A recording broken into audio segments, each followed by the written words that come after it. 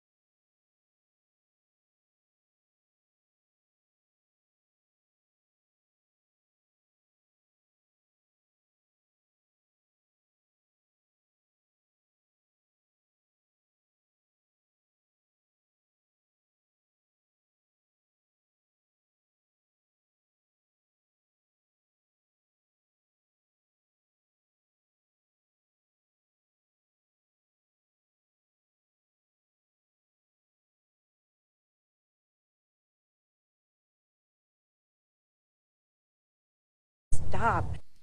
Okay. But again, it also has to start to stop from within the community. When you have a 70% out-of-wedlock birth rate, I mean, the mom of this boy has a different last name than the boy. The stepmom has yet another last name. And you have a lot of kids who are running around who have had no father influence in their lives. And those are the ones who are most lost. And they're the ones who start turning to gangs as family. And, like I said, I don't know about this kid in particular, but I do know that lost souls growing up, if they don't have a father influence, then the street becomes their father. The street starts teaching them warped values. His mom talked to ComoNews.com, Laura Walker. I want answers. He was not supposed to go. He was a good kid. He was full of laughter. He was a jokester. Everyone loved him. And it's sad because I never see him again. I never get to hear his voice. So sad for these parents. So sad. And so all I ask is present the stories with certainly compassion for the grieving family members. But we have to present these stories with some nuggets of truth in them as well. Because the streets are really ugly right now around here. And drugs are rampant. And gangs are helping to fuel the drugs that have taken over our streets. And there are a lot of wars out there right now. So I've heard Fife. Young man was shot and killed in Fife early this morning. They're looking for the killer there. And the problem with so many of these is nobody knows anything. The two teenage girls murdered in Burien last year, 13 and 18 years old. They haven't caught those killers. Other Burien murders have gone unsolved, gang-related. There's a silence, but you got to start presenting these stories openly and honestly, and not portray some idealized fantasy of what somebody wanted this kid's life to be. These aren't just these aren't random. These aren't just people getting picked up out of nowhere for all of this. Next up in the big lead. The big lead, big local. And then you had that shooting officer involved on Queen Anne on Wednesday, where a girlfriend barricaded herself in the bathroom and called 911 because her boyfriend had a knife, said he was going to kill her and himself. 911, what is your emergency? My boyfriend is trying to kill me. What's the address you're at? What's the address you're at? Okay, it was on Queen Anne. This is about 7 o'clock on a Wednesday evening, and when the responding officers arrived, they had to kick the door open. Open the door. Open the door now. Open the door. Seattle Police, open the door. And then right after that, you see the man with the knife in his hand. He raises it up like he's in a stabbing position and takes one step toward the officers. The officers opened fire, shot, and killed the man. Well, now we are hearing from the mother of that man who was shot by Seattle police, Rose Johnson, the mom of Ryan, who was killed. She told KIRO 7 News that the cops just wanted to kill her son. There has to be justice for Ryan because this is not fair. They kicked down the door, they went there to shoot, and they saw his dark skin, and they shot. They went into combat, It was a split-second decision that the cops had to make. Somebody raises a knife up. He's about 8 feet from the cops. He's certainly in a kill zone for those cops, but the mom ain't buying it. I hate to use that word murder because it's such a strong word, but it's like I feel like they just murdered him. So I don't know if she's laying the groundwork for a lawsuit. It certainly looked like a good shoot from all the footage and I watched and listened to the entire thing. She said that her son had a drug problem, and that's what led to his death that night. He has a substance abuse problem, and he deals with a lot of depression. He wasn't there. They should have recognized that. They should have stopped and asked some questions. Well, you can't when somebody's got a knife and taking a step toward you. How do you stop and ask questions? They asked him to open the door. If he'd opened the door and complied with them and put the knife down, he'd be alive. But he was probably out of his mind with those drugs. But that's not the cops' fault. And again, when you hear the mom and again, that's a grieving mother. But to hear our cops who are in such grave danger on calls like this, to hear our cops called murderers, as this mom did, it sickens me. He wasn't a violent person. He would first hurt himself before he would hurt anybody else. Okay, but he threatened to kill his girlfriend, and he took a step toward the cops with the gun in his hands. That is all quite evident on the body cam footage. Next up, in the big lead. The Big Lead, Bizarro World. A high school, this is happening more and more, a high school has decided to eliminate the honor of valedictorian. And the reason, they say that it causes mental wellness concerns with the other students. It's too competitive a situation. They've said after a year-long study and focus groups with students and staff that we want to make an effort to improve students' mental wellness. And so they will have no valedictorians at this one particular high school. Remember a few years ago, Garfield had 37 valedictorians, which is given to the best student. But they didn't want anybody's feelings hurt. And parents are just crazed on this issue. My son deserves valedictorian. He's a 4.0. But he didn't take any AP classes. And this 4.0 took all AP and doing running start. Doesn't matter.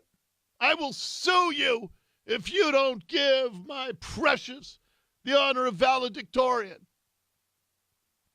And everything we do is for mental health issues, they tell us. Is there any evidence that the mental health of young people is getting better? It's just getting dramatically worse. They got to bring donkeys to college campuses before finals week so that they can just chill out and have a therapy donkey, as we told you about last week. You got a suicide rate among teens and 20-somethings that is the highest that it's ever been. The more we coddle, the less prepared kids are for life. Because life is not going to coddle you the way mommy and daddy do. And if you're not prepared for it, we've just got these emotionally fragile young people. There's nothing wrong. In fact, everything about competition is great. Competition in the free markets produces the greatest economic system known to man, capitalism. Competition on ball fields for both the winners and the losers is a great thing. Because if you win, you've attained something fantastic. If you lose, you still have that gnawing pit of the stomach feeling that lets you know that you're alive. Instead of the sameness of life day after day after day. Competition's good. Striving to be the best is great. That all being taken away by people who think they're helping the mental health of kids. They're all nuts. And that is your big lead this hour. The Big Lead on KIRO Radio. Ursula's going to check the news, and then the Monday Monson quarterback, Brock Heward, will join me. And yes, I finally have to decide if I'm going fishing. Okay, that's all straight ahead on the Dori Monson Show.